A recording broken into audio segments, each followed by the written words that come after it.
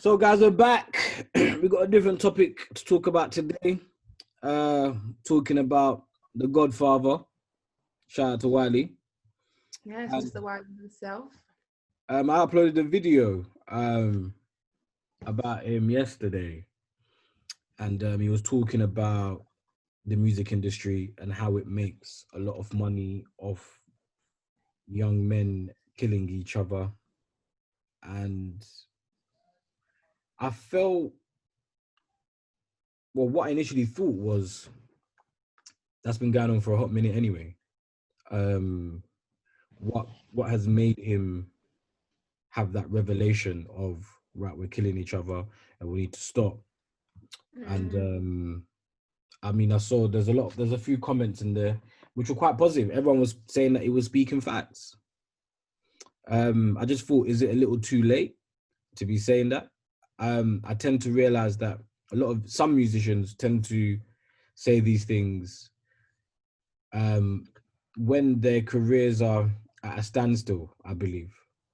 Um, I feel like that's always the time when they start talking about, protecting and stuff like that. But what I will say is that it is true. This drill, I like the genre. I listen to it. It ain't no different to grime, and it ain't no different to rap in terms of these kids killing themselves. Can we ever find a solution to that? We'd have to change the whole culture, the whole nature of what we deem to be cool. I know that sounds really, but do you know what I mean? Like, we do have this nature of, like, we idolize those who drive around in nice cars, those who get, quick money. And I think it boils down to the areas that we live in and those that we look up to. And, like, also the lack of role models that we have. And I think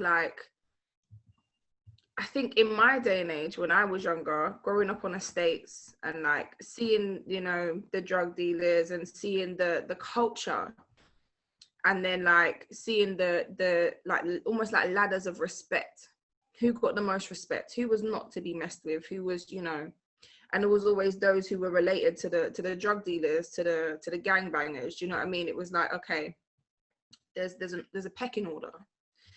And I think that is embedded in us because it's our environment, it's what we grew up in.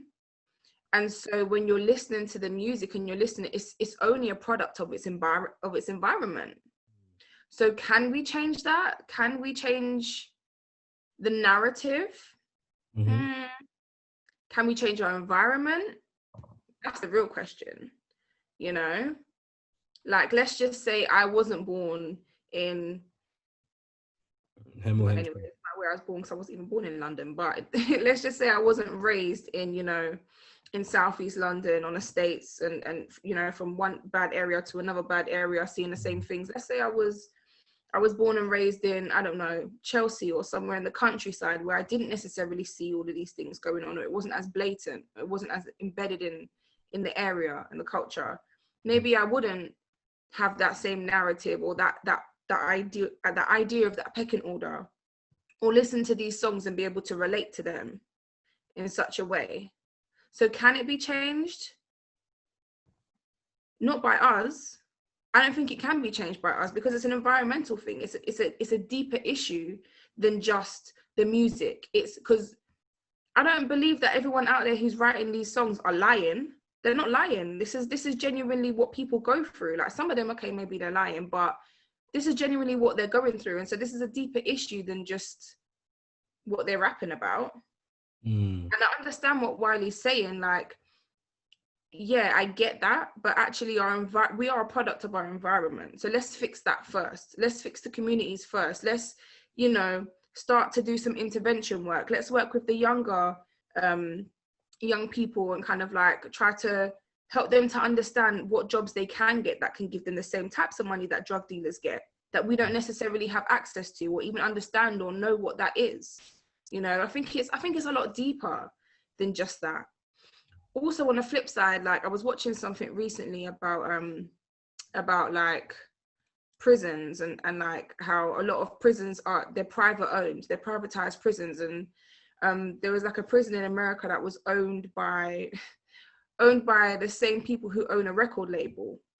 And it's almost like a cycle. So it's like, yeah, we're gonna hire them, they're gonna chat their crap, they're gonna chat their crud, they're gonna promote killing each other, gonna promote violence, and then we're just gonna keep locking them up. And when you lock up somebody, the government, or you know, the state or wherever they are, they have to pay to the prison, to the owners of the prison, to keep that prisoner in there. So that's how they get their money. So it's like, it's almost like just reaffirming, yep, we're going to get more money, we're going to keep that rota, we're going to keep that cycle going. Do you see what I'm saying? So this is obviously just lightly touching on things, so we can't get into so much detail right now, but it's like, we are products of our environment. Can we change that? Can we? That's a very good question. I think we can change our environment. I think we also need to hold record labels accountable for what type of artists, not that they sign, but what they endorse. So for example, you could be a driller, right? But getting signed is a positive thing. You're making a deal with, you're exchanging a deal with somebody for money or whatever. So you're now doing something positive. Yes, tell your stories, but should your story be glamorized? I don't agree with that. But then, you know, they're only selling to us what we like. So as much as they are to be held accountable, I feel like we also should be held accountable, because then we should stop watching these videos or listening to these songs. But at the same time, like you were saying, it's the children in Chelsea, the children in the farms, or whatever, that are on the internet taking in this drill. Because when I also look around in the community around London, I'm not saying there's not kids involved in gang culture and, you know, and drill music or rap music or whatever, but I can honestly say that a lot of kids in London, they are consumed by it because their everyday life, but they're not on it like some of these kids that are hiding in these ends that I've never heard of in England, just there replaying and getting these millions of views. And I feel like we should also be held accountable, definitely. But I do think record labels should be held accountable for artists who name drop other artists when it's beef. So cool, you want to tell your stories, that's cool. But the minute you're name dropping another human being who can potentially ride out on you, I feel like the record labels should censor that, even if that comes under censoring freedom of speech. But the fact that you're going to then take this song or this poem and distribute it to the world, you're endorsing this person publicly humiliating somebody else.